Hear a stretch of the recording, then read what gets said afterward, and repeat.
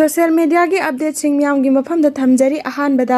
Aron kaising na asumna update thamlakli aingonda lana uba mayam ama leigani lan yam pamba lan violence promote tawba amasung kuki bu yengthiba maitai gi site banglai da leiba mi ama oina uramgani kanagi site or yengthiba leite adubu maitai versus kuki hairadi maitai being an indigenous community of Manipur maitai da support tawpham thoi haina lawjai masida violence inside tawbo oina ubigano kukida yaoroidabagi maramdi kukidi indigenous asengba natte Myanmar Bangladesh amasung Manipur gi kuki sing pulaga Manipur da kuki land semge haibani illegal immigrant da kaidagi lam lauraga piyo haibano makhoi gi chapchaba lam leite moina illegal immigrant singi damak India dagi demand tawriba lamdu aikhoi dagi demand tawribani Ani subada hariba kuki land da Tengnopal Kangpokpi Chandel Kamjong amasung None district yawi District singsi originally Nagagi ancestral leni masidi indigenous singbu yamna usite haiba openly utpani ahum subada kukilen support tawba haibasi indigenous singbu muthat pa yawbaga chap managani moina Manipur si full dominate tawnana ba sem sariba koktu uba phangbagi maramna madu obstacle to hoksi haibani lakadariba akhoigi generation na akhoina wariba sidagi hena wahogani konadi Imphal urkul phawba lawrakani Otherwise, I land pamba mi natte violence promote tawba common people singbu lana insight tawbagi wanate land toksi leminarasu kainarasu peaceful means the loisensi aduna khwaidagi phai Mathangda pau Manipur update ki lakhacharaga Union Home Minister Amit Shah ga BJP Manipur Pradesh ki President Adhikari Mayum Sarda Devi ga unakre state asida thokriba irang asi permanent solution ama yamna thuna puraklagani haina thajaba thamkhre Mathangi update kumarjit laisramna mamangi sengdokpagi video da pankiba MLA minister singi matangda nauna amuk MLA minister singdugi matangda amuk nauna sengdokhre Mathangda communist maitai dagi lokhacharaga airport agi tholokpa gari singdu check kalhalu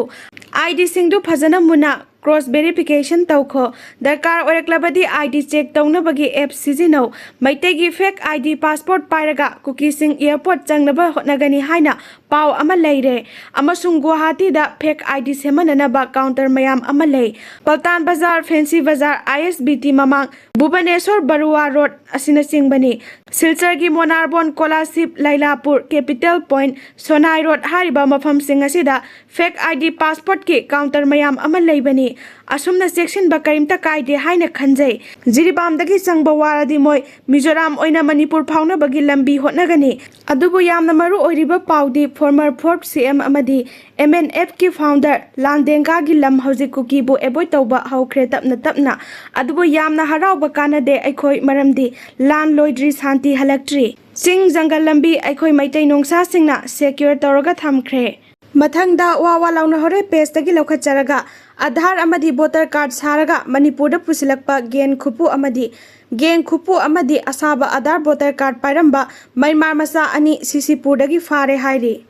Mathangda Manipur violence tagi lokhacharaga singjamai dagi mangkhiba gari masa pleasure ama Anjuma Lilong na phagatlaga gari mapu da sinakhre great job Anjuma Lilong atai su phangna bahotnabada mateng pangbiu hairi Jiribam police station gi manung chana leiriba Lauriam Tomba chahi 95 apokpa laikhidraba El Baba Sanagi leinaba yum yauna dukan amasu masakhangdaba singna mai tharam le hairi Security force na leptana zatharakpa thijin humjin bagi thabakta Imphal East district tagi khulai kaya phagatkhre Imphal East district ki manung chana leiba sana sabina tumsingda losinduna thamlamba khulai kaya phagat pangamle khulai sing adudi ball action 303 rifle ama country made ball action 303 rifle mari 12 bore gun ani long range improvised heavy mortar pompi ahum 9mm pistol ama magazine yawba improvised explosive bomb 82mm taruk 36 hand grenade detonator yawdaba ani kapa yariba maru marfugani thoi amadi